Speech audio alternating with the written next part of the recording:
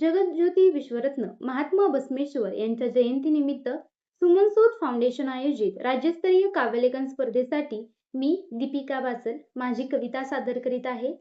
कवितेचे शीर्षक आहे ती.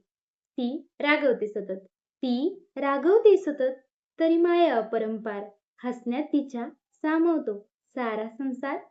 माझ्या पाठी खंबीर तिचा असतो आधार, माझ्या पाठी खंबीर तिचा असतो आधार, सुखाची सोबती दुःखाची डाळ. स्वतंत्र ती, तिची कहाणी वेगळी, कुटुंबाच्या आशेवर उभी एकटी.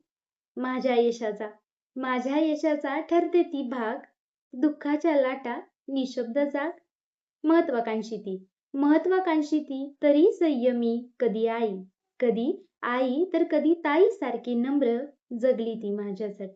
जगली ती माझ्यासाठी विसरून स्वतःला, रंगवले हास्याने आयुष्याच्या पाठीला.